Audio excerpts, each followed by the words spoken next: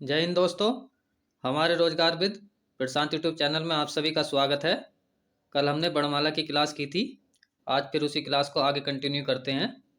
यदि आप हमारे चैनल पर पहली बार आए हैं तो हमारे चैनल को सब्सक्राइब कर लें, जिससे आने वाली हर वीडियो आप तक पहुंच सके। आइए हम अपनी क्लास शुरू करते हैं।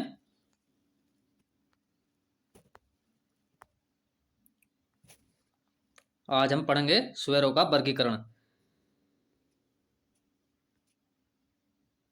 स्वरों का वर्गीकरण किस किस प्रकार से है देखते हैं। सबसे पहले पढ़ेंगे उत्पत्ति के आधार पर स्वर के भेद। उत्पत्ति के आधार पर स्वर के दो भेद होते हैं। नंबर एक, ह्रस्व स्वर को लघु स्वर भी बोलते हैं, मूल स्वर भी बोलते हैं। नंबर दो, दीर्घ स्वर को गुरु स्वर भी बोलते हैं और संधि स्वर भी बोलते हैं। अब ह्रस्व स्वर की संख्या पूछता है, ह्रस्व स्वर की संख्या कितनी होती है? तो ह्रस्व स्वर की संख्या 4 होती है। कौन कौन से होते हैं? छोटा ए, छोटी ई, छोटा ऊ और री। दीर्घ स्वर की बात करते हैं, दीर्घ स्वर की संख्या 7 होती है। अब ये कौन कौन से होते हैं देखते हैं। बड़ा आ, बड़ी ई, बड़ा ऊ, आई, अए, ओ, औ।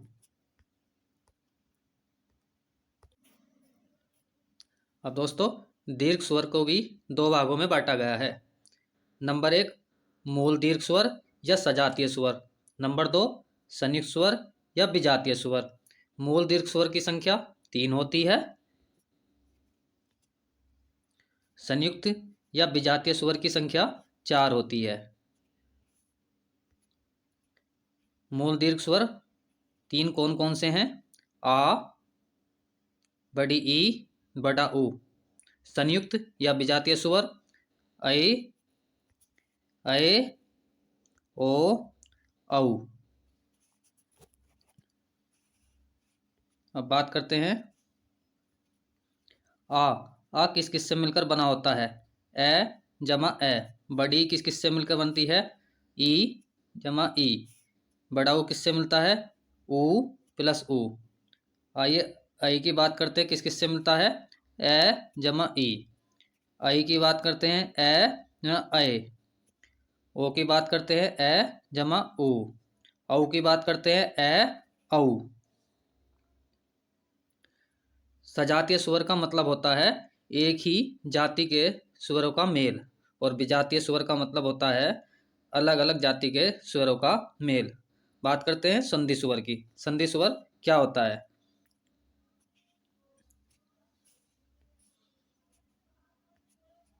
संधि स्वर, जो स्वर मूल स्वर के आपस में जुड़ने से बनते हैं उन्हें संधि स्वर अथवा गुरु स्वर अथवा दीर्घ स्वर कहते हैं।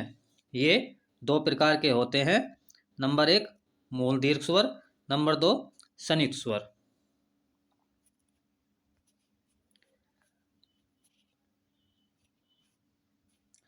आइए दोस्तों, इन स्वरों का वर्गीकरण एक लाइन में सीखते हैं सभी का।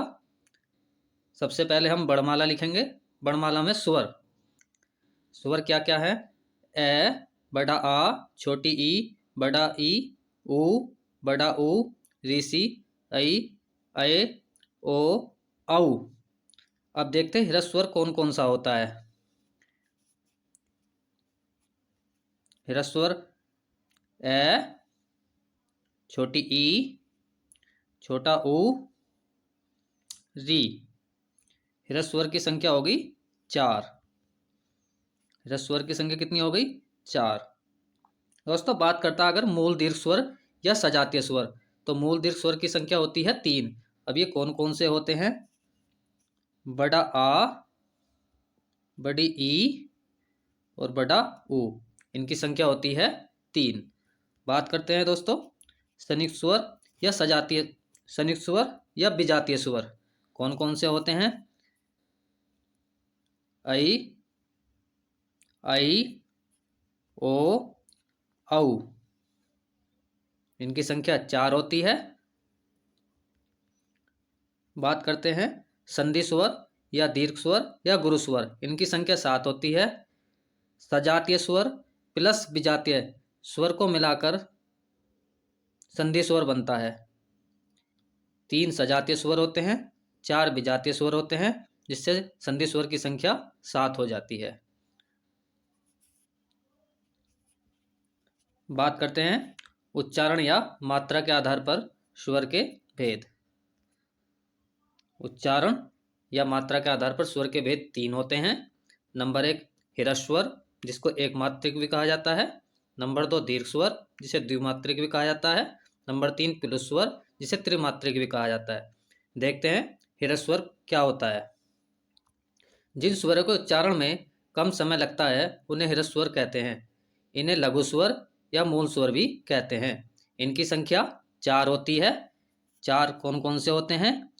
ए, छोटा ई, छोटा ऊ, री। आगे देखते हैं दीर्घ स्वर।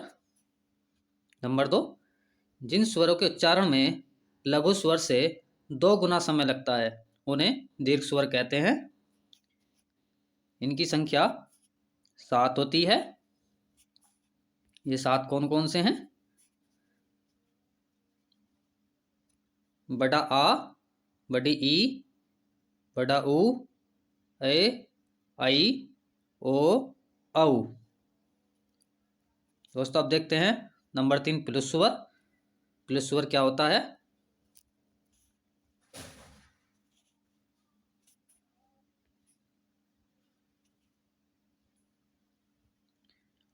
जिन स्वरों के उच्चारण में दीर्घ स्वर से भी अधिक समय लगता है उन्हें प्लुत स्वर कहते हैं।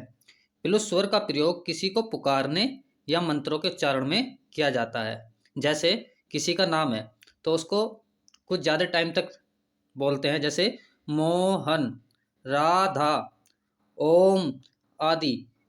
तो ये सब प्लुत स्वर का प्रयोग काय में किया जाता है?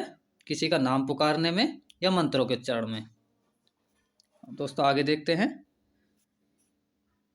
जीव या जीवा के आधार पर स्वर 3 होते हैं। नंबर 1 अग्रस्वर, नंबर 2 मध्य स्वर, नंबर 3 पश्च स्वर। देखते हैं अग्रस्वर क्या है। नंबर जिन स्वरों के उच्चारण में जीभ का अगला भाग काम करता है उन्हें अग्रस्वर कहते हैं। अग्रस्वर कौन कौन से होते हैं? छोटा ई, बड़ा ई, ए, आई। ऋषि भी होता है लेकिन ऋषि को इसमें भी मानते नहीं है। नंबर 2 मध्य स्वर या केंद्रीय स्वर। जिन स्वरों के उच्चारण में जीभ का मध्य भाग काम करता है उन्हें मध्य स्वर कहते हैं। मध्य स्वर कौन सा है? ए, जिसको उदासीन स्वर भी कहते हैं। नंबर 3 देखते हैं पश्च स्वर। जिन स्वरों के उच्चारण में जीभ का पिछला भाग काम करता है उन्हें पश्च स्वर कहते हैं। पश्च स्वर कौन कौन से होते हैं? बड़ा आ, ऊ, बड़ा ऊ, ओ, औ।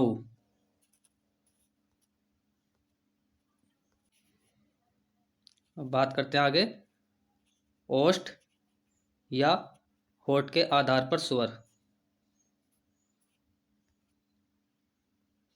ओष्ठ या होठ के आधार पर स्वर 2 होते हैं।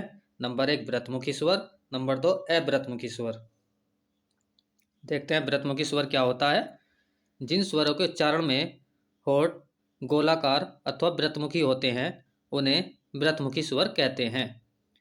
व्रतमुखी स्वर कौन कौन से होते हैं? देखते हैं छोटा ऊ, बड़ा ऊ, ओ, औ। नंबर 2 देखते हैं अव्रतमुखी स्वर। जिन स्वरों के उच्चारण में होठ गोलाकार अथवा व्रतमुखी नहीं होते हैं उन्हें अव्रतमुखी स्वर कहते हैं। कौन से होते हैं अव्रतमुखी स्वर? छोटा ए, बड़ा आ, छोटी ई, बड़ी ई, री, ए, आई। अब आगे देखते हैं मुख द्वार या मुख विवर खुलने के आधार पर स्वर। मुख विवर खुलने के आधार पर स्वर 4 होते हैं। कौन कौन से होते हैं? देखते हैं। नंबर 1 विव्रत, नंबर 2 अर्धविव्रत, नंबर 3 संव्रत, नंबर 4 अर्धसंव्रत। विव्रत का मतलब होता है मुख विवर का पूरा खुलना। अर्धविव्रत का मतलब होता है मुख विवर का आधा खुला। समृद्ध का अर्थ होता है मुख विवर लगभग बंद। अर्धसमृद्ध का मतलब होता है आधा बंद। विवृत स्वर कौन सा होता है? आ। अर्धविवृत स्वर कौन सा होते हैं? ए, ऐ, औ। समृद्ध स्वर कौन से होते हैं? छोटा ई, बड़ा ई, छोटा ऊ, बड़ा ऊ। अर्धसमृद्ध कौन से होते हैं? ऐ, औ। बात करते हैं नासिका के आधार पर स्वरों के भेद दो होते हैं। निर्नुनासिक, जिसे मौखिक स्वर भी कहा जाता है। नंबर 2 अनुनासिक या सानुनासिक स्वर। निर्नुनासिक स्वर क्या होता है? जिन स्वरों के उच्चारण में हवा केवल मुख से निकलती है उन्हें निर्नुनासिक स्वर कहते हैं। उदाहरण में सभी स्वरों का उच्चारण। नंबर 2 अनुनासिक या सानुनासिक स्वर क्या होते हैं? जिन स्वरों के उच्चारण में हवा मुख के साथ साथ नाक से निकलती है उन्हें अनुनासिक स्वर कहते हैं। सभी स्वरों के ऊपर अनुस्वार बिंदु लगाकर उच्चारण करने पर अनुनासिक स्वर बन जाते हैं। उदाहरण में जैसे आँख, दांत, गांव आदि। आगे बात करते हैं आगत या विदेशी या मेहमानी स्वर। आगत स्वर या विदेशी स्वर या मेहमानी स्वर की संख्या एक होती है, वो होता है ओ। आगत स्वर का प्रयोग अंग्रेजी भाषा के शब्दों के साथ किया जाता है। क्वेश्चन पूछेगा आगत स्वर का प्रयोग किस भाषा के साथ किया जाता है, तो क्या बताया जाएगा? अंग्रेजी भाषा के साथ किया जाता है। बात करते हैं व्यंजन। व्यंजन क्या होता है?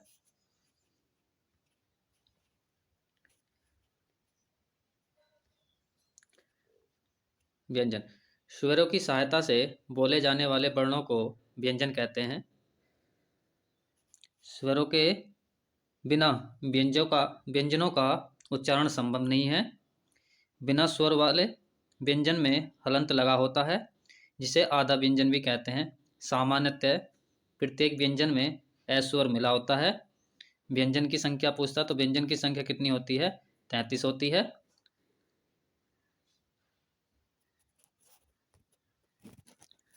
आज हम अपनी क्लास यहीं तक रखते हैं। कल हम अपनी क्लास यहीं से आगे स्टार्ट करेंगे। अगर क्लास अच्छी लगी हो तो हमारे चैनल को सब्सक्राइब कर लें। धन्यवाद।